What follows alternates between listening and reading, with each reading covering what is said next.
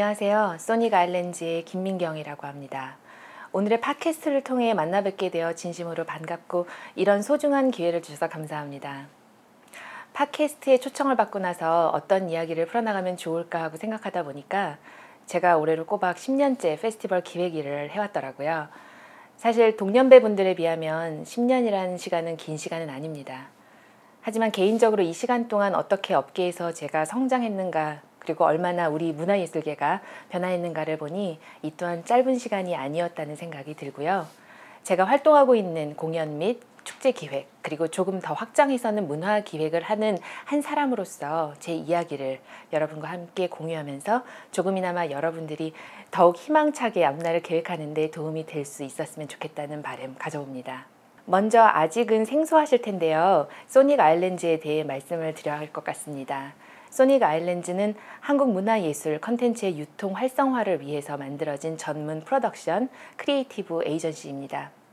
현재는 대표적으로 울산 처용문화제의 월드뮤직 프로그램을 통해 해외에 유수한 음악 컨텐츠를 국내에 소개하고자 하고 있고요.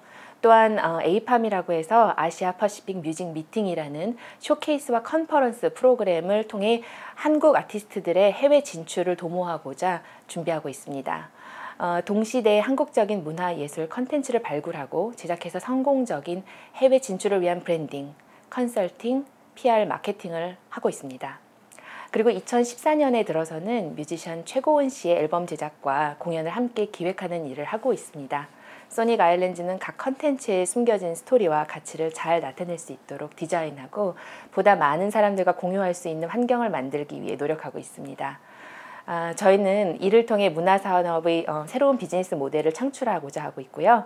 세계를 감동시키는 한국 문화를 알리고자 노력하고 있습니다.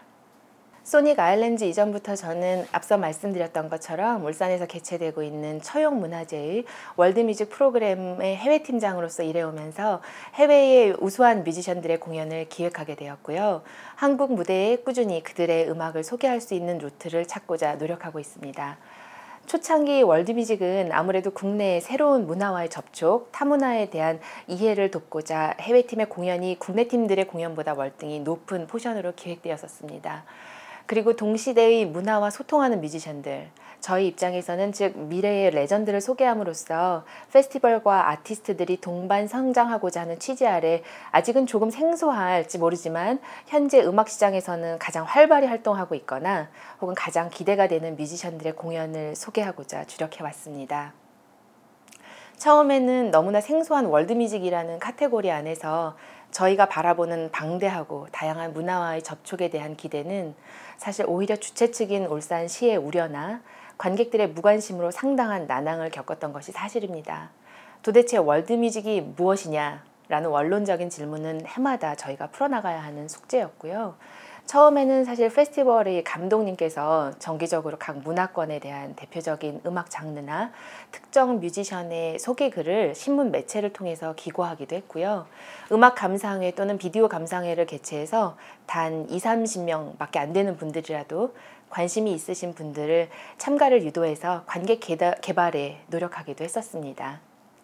돌이켜보면 이런 작은 노력의 시간들이 이렇게까지 기억에 남을 정도로 소중했다는 생각이 드네요. 2008년이 가장 기억에 남는 것은 제가 월드뮤직 프로그램을 기획한 첫 해이기도 하지만 월드뮤직이라는 생소한 장르로 공연장을 순식간에 함성의 도가니로 만들어준 많은 훌륭한 뮤지션들 때문인 것 같습니다. 하지만 이후로 여기서도 또 어려운 점은 축제의 특성상 그리고 공연장의 운영상 공연 시간이 자연스럽게 해외팀과 국내 팀들이 겹쳐서 나올 수밖에 없는 상황이 발생하게 되는데요. 이때 관객들의 참여도가 사실 현저하게 차이가 난다는 것이었습니다. 아무래도 해외팀들 관객이 훨씬 더 많게 마련이거든요. 프로그램의 밸런스를 맞출 수 있는 국내 뮤지션들의 훌륭한 무대를 적극적으로 울산에 소개해야 하는 또 다른 이유는 처음 울산 월드뮤직 프로그램을 처용문화제의 대표 프로그램으로 기획했을 때 페스티벌 관객들을 위한 엔터테이닝적인 요소뿐만이 아니라 시장의 역할을 통해 해외 진출을 발판을 마련할 수 있는 투웨이 기능을 동시에 해야 한다는 것 때문이었습니다. 저희가 이러한 기능성을 착안하게 된 것이 바로 영화제입니다. 영화제 기간 동안 관객들이 많은 한국 영화를 관람해 주시지만 또 해외 유통이 바로 그 영화제를 통해서 연결되는 지점인 것에서 저희가 착안을 해서 페스티벌을 통해서 한국 음악이 해외 진출하는 데에 있어서 기여하고자 2008년부터 저희는 적극적으로 해외 관계자분들을 초청한 데에도 앞장서 왔습니다. 결국 컨텐츠 발굴 및 제작, 해외 진출이라는 내용은 결국 국제 교류로 자연스럽게 이어지게 된 것입니다. 여러분들 민간 외교라는 말에 많이 익숙하시리라는 생각이 듭니다. 저희도 여러 해 서울에 상주하고 있는 대사관에 미팅도 다니면서 저희가 기획하고 있는 프로그램과의 연계도 노력했고요. 단순히 이것이 교류라는 명목 아래 공연을 소개하는 차원이 아니라 문화의 이해를 돕기 위한, 그리고 이러한 활동이 반드시 필요한, 이것은 또 서울이 아닌 지방도시, 그리고 울산은 너무나도 산업화에 앞장서온 도시이기 때문에 타 문화의 유입과 그 이해를 돕기 위한 민간 외교의 일환으로 페스티벌이 개최되었다고 생각됩니다.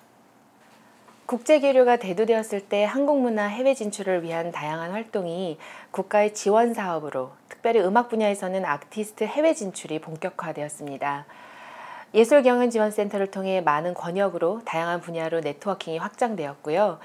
공연예술을 포함한 음악이 에딘버러 프린지 페스티벌이나 월드뮤직 엑스포의 쇼케이스 무대를 통해 해외 진출에 물꼬를 튼 셈입니다. 다른 축제도 마찬가지지만 페스티벌이 가장 큰 장점은 아티스트 간의 교류가 현장에서 바로 직접 이루어진다는 점입니다.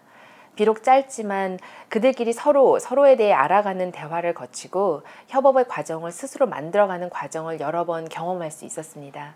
그러한 모습을 보면서 국내의 많은 뮤지션들이 현장에서 자극받고 성장하고 또 함께 협업을 하겠다는 의지를 보여주니까 그들이 필요로 하는 일종의 서포트와 서비스를 제공해야 할 의무와 책임감을 강하게 느끼기 시작했고요.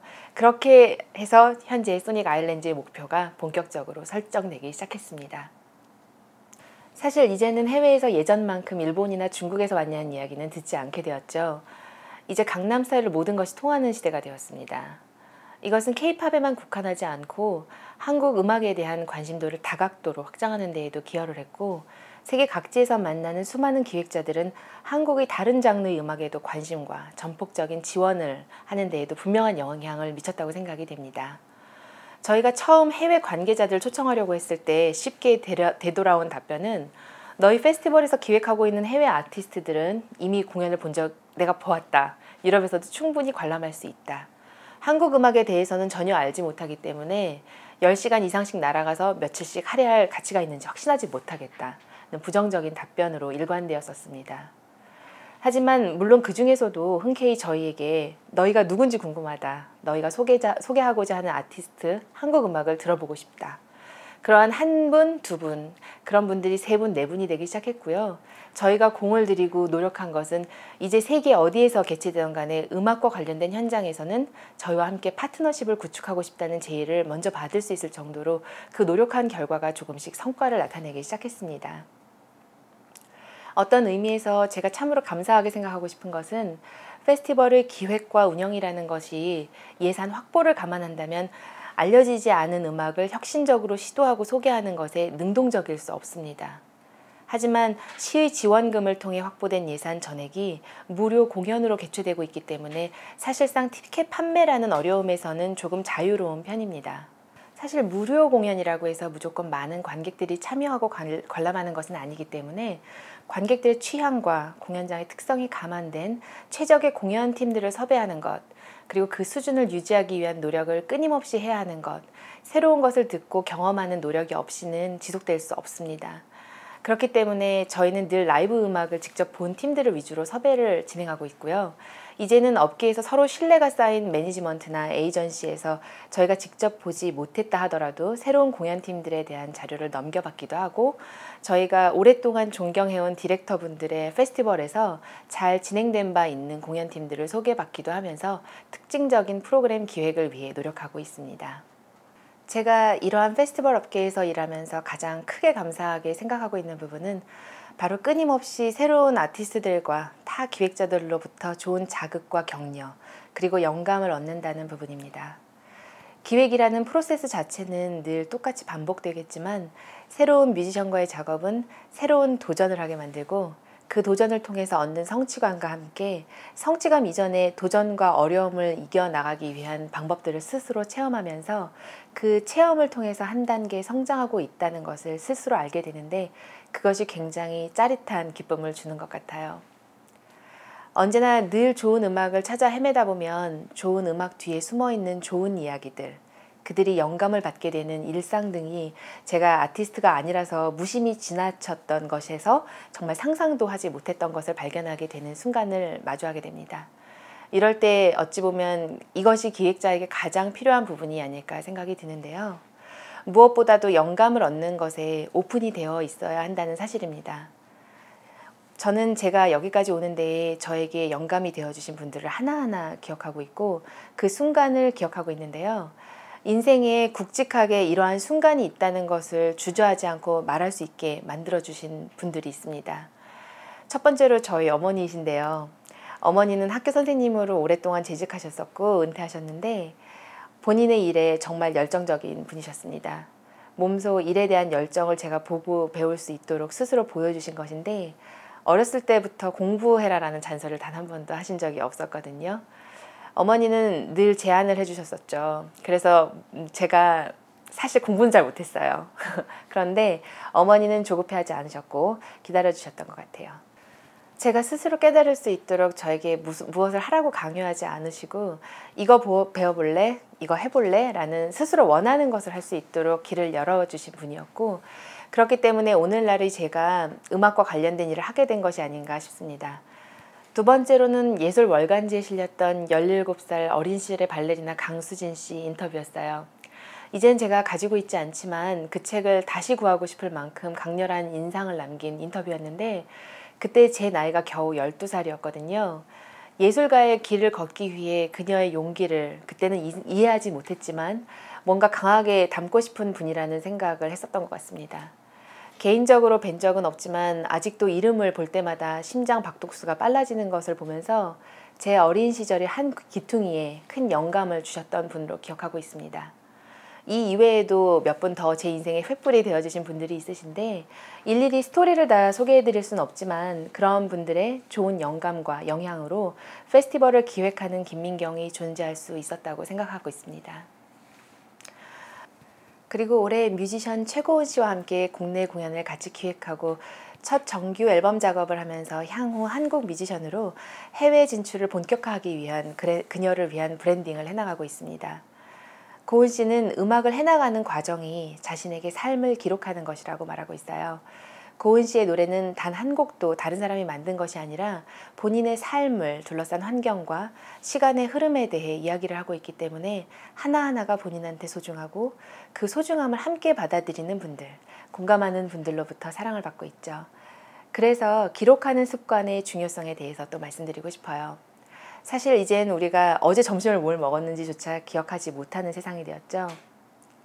짧게라도 아주 간단히 노트하는 습관이 언젠가 나에게 또다시 영감으로 되돌아오는 순간이 있다라고 생각합니다. 자려고 누웠다가도 혹은 운전하는 차 안에서도 생각나는 것들을 나중에 다시 기억하려고 하면 안 나는 경우가 참 많아요. 그래서 매일은 아니지만 놓치고 싶지 않은 순간과 기억을 메모하는 습관을 가지고 있습니다. 이젠 노트보다는 휴대폰 메모에 저장을 해놓는 경우가 많은데 또 그것을 또 자주 들여다봅니다. 예전에 이랬구나 싶은 게 가끔 부끄러운 기억도 되지만 대부분 맞아 이런 것도 있었지 라고 생각하는 경우가 의외로 많다는 것을 발견할 수 있습니다. 사실 이것만큼은 제가 이제까지 잘 못해온 것이기 때문에 저 역시 노력해야 하는 부분임에도 불구하고 감히 말씀드리고 싶은데요. 책을 많이 읽으셨으면 해요. 그 이유는 우리 젊은이들이 보다 다양한 문화를 경험하기 위해 공연도 많이 보고 전시도 많이 다녀야 하겠지만 책을 통해서 내면의 양식을 많이 줄 수 있었으면 하는 생각을 해봅니다. 인생의 지침서를 통해서 영감을 얻는 것도 분명 중요하고요. 개론서 혹은 학습서와 같은 서적을 통해서 배울 수도 있지만 축제 기획이라는 것이 책을 통해서 배울 수 있는 것은 분명히 한계가 있게 마련이거든요. 다양한 책, 잡지 혹은 만화에서도 좋은 영감을 얻을 수 있습니다. 얼마 전에 저희 직원을 통해 요새 젊은 친구들이 대기업 취업을 위해서 적성 테스트를 받기 위한 준비 일환으로 학원을 다닌다는 얘기를 듣고 깜짝 놀랐던 일이 있었어요. 적성이라는 것은 타고나는 것이고 이를 잘 개발하는 것이지 없는 적성이 있는 것처럼 보이도록 테스트를 받는 것은 전혀 말이 되지 않는다고 생각했었죠. 마치 그것은 임시 방편일 뿐이고 지름길을 찾기 위한 것으로 보이는데 인생은 지름길이 없는 것 같아요. 성실히 살아가는 것만큼 얻을 수 있는 것이라고 생각합니다. 그리고 여러분들께 또 말씀드리고 싶은 것은 자기 자신을 알라입니다. 흔히 사람들은 이거 어때? 라고 물어보면 글쎄 잘 모르겠는데 라고 대답을 많이 합니다. 그러한 대답은 첫 번째 질문을 심각하게 받아들이고 있지 않거나 자신의 의견이 무엇인지를 생각조차 잘 해보지 못했기 때문이라고 생각합니다. 내가 좋아하는 것은 분명히 이유를 불문하고 직감적으로 알고 반응하게 되어 있거든요. 싫은 것에는 대개 이유가 있게 마련이지만 그 이유를 밝히는 것이 불편한 경우, 잘 모르겠다고 말하는 경우가 많죠. 저는 나 자신이 무엇을 좋아하는지를 분명히 아는 것이 중요하고 그것을 피력할 수 있는 것 또한 중요하다고 생각합니다. 그리고 질문을 스스로 많이 하는 것이 나 자신을 알아가는 데 큰 도움이 됩니다. 왜? 라는 질문을 통해서 어떻게? 라는 답을 찾아가는 과정을 거치게 마련이거든요. 왜? 라는 질문은 나뿐만이 아니라 나와 다른 사람들, 나와 다른 것들을 이해하는 데에도 도움이 됩니다. 질문이 없이는 보이지 않는 것들이 질문과 함께 보이게 마련이고 방향성과 해결점들마저도 보일 수 있습니다. 마지막으로 올해 들어 제가 특히 강하게 느낀 부분인데요. 현재를 열심히 살아가는 것이 밝은 미래를 만든다는 것입니다. 저는 과거, 현재, 미래 중에 현재를 가장 소중하게 생각하고 살아가고자 하고 있는데요. 현재를 잘 살아가면 과거 역시 열심히 산 것으로 남게 마련이고 미래에도 긍정적인 영향을 미칠 수 있다고 생각하기 때문입니다. 계획이 계획으로만 그치지 않기 위해서는 현재를 잘 살아나가는 그 과정을 겪어야만이 어느 날 내가 원하는 분야에서 그 위치에서 어쩌면 더 빠른 시간 안에 본인이 이루고자 하는 것을 이루게 할 수도 있습니다. 저의 경험이 페스티벌과 공연 분야에서 일하고 싶은 많은 분들에게 조금이나마 도움이 되었기를 희망하고요. 오늘 이 시간을 준비하면서 저 역시도 다시 한번 생각해 볼 수 있는 기회를 가질 수 있어서 진심으로 감사 말씀드리고 싶습니다. 감사합니다.